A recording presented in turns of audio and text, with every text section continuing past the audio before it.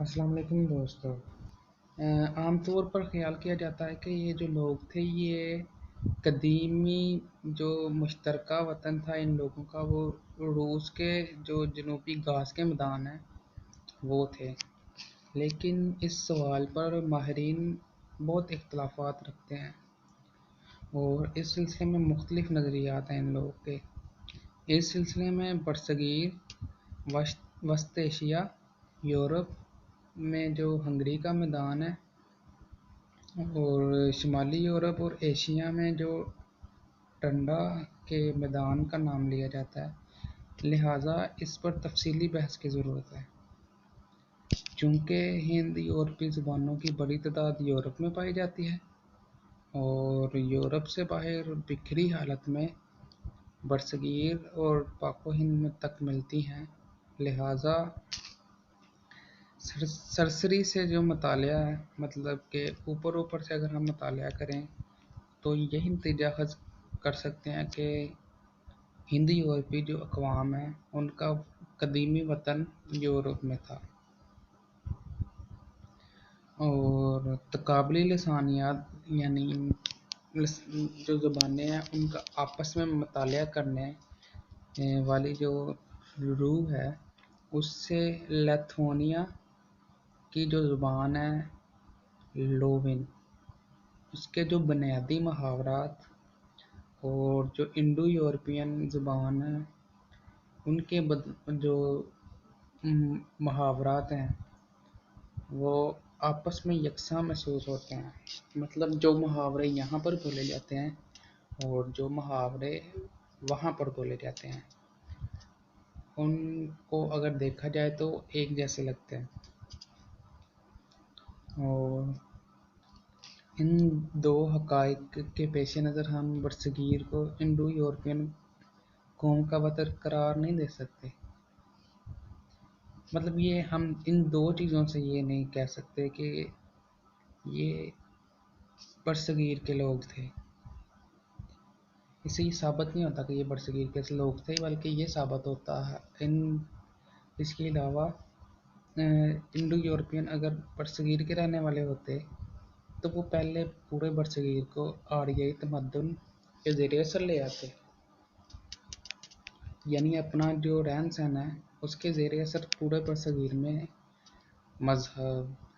رہن سہن، معاشرت، سارا کچھ مطلب کہ یہاں پہ چھا جاتا ان کا، پہلے اس کو یہاں پہ پھیلاتے، مگر برصغیر میں یہ سارا کام نہ ہونے کے برابر ہے۔ تو اسی بات پہ جو ہربرٹ ہیں لکھنے والے جن کا نام ہربرٹ ہے، ان کے مطابق ہندو ایرانی جو ایشیا میں داخل ہوئے وہ جو کوکاف کا علاقہ ہے وہاں سے داخل ہوئے، اور ایڈورڈ نیروس کا کہنا ہے کہ جو انڈو ایرانی گروہ ہے وہ مطلب ایک ہوتا ہے انڈو ایرانی اور ایک ہوتا ہے انڈو یورپی، اور یعنی جو یورپ کی طرف چلے گئے وہ انڈو یورپی ہو گئے اور ہندی یورپی جنہیں کہتے ہیں، اور جو ایران کی طرف آئے وہ ہند ایرانی، انڈو ایرانین کہیں گے، اور یہ جو لوگ تھے انڈو ایرانین یہ پامیر جو علاقہ ہے اس کے ذریعے پہلے کوکاف سے داخل ہوئے، پھر پامیر کا جو علاقہ ہے وہاں سے ایران کی طرف داخل ہوئے، اور کہا یہ جاتا ہے کہ 591 قبل مسیح جو انڈو یورپین کی شاخ ہے جسے ہم فی الحال انڈو یورپین کہیں گے اپنے مشترکہ وطن پامیر پہنچی، اور جو ہیتی لوگ تھے انڈو یورپین زبان بولنے والے ان کی قدیم ترین قوم تھی، تقریباً 1950 قبل مسیح میں اپنے نئے وطن کپادوشا پہنچے، لہٰذا ان دو باتوں سے یہ نتیجہ اخذ کیا جا سکتا ہے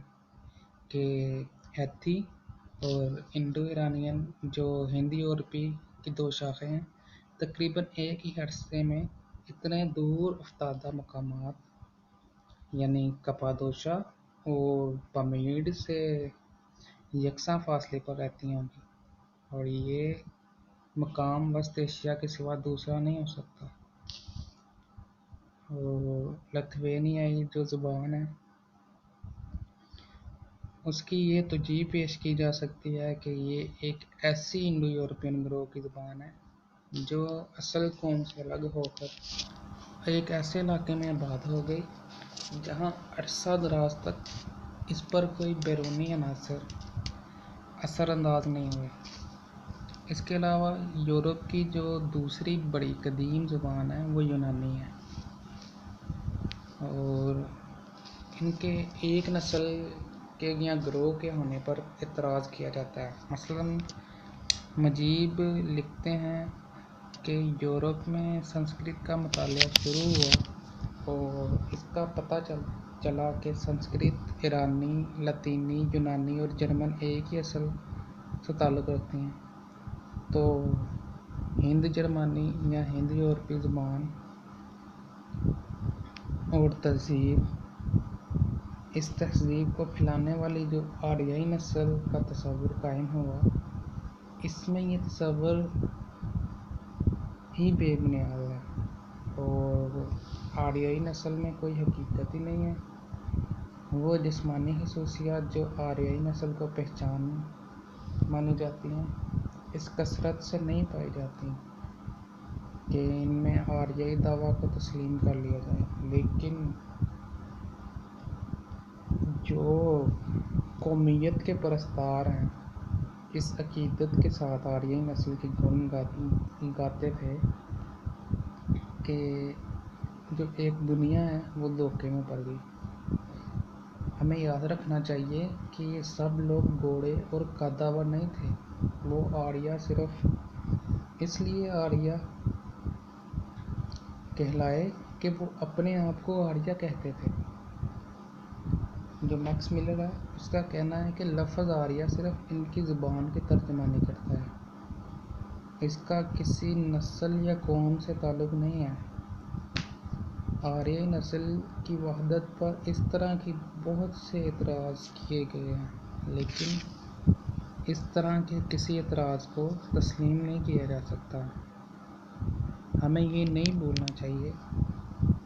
کہ آریائی اقوام کی ہجرت تقریباً 4000 سال پہلے ہوئی تھی،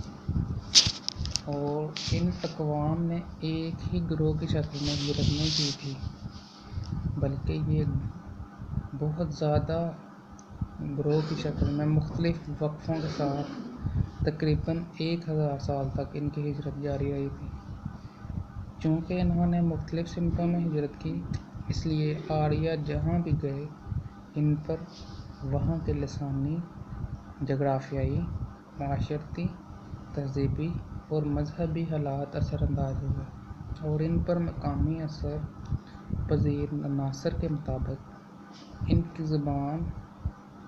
مذہب، معاشرت اور رنگ اور روپ میں تبدیلیاں ہوتی رہیں۔ اس لیے بعد میں آنے والے گروہ ابتدا میں ہجرت کرنے والوں کے لیے اجنبی ہو گئے۔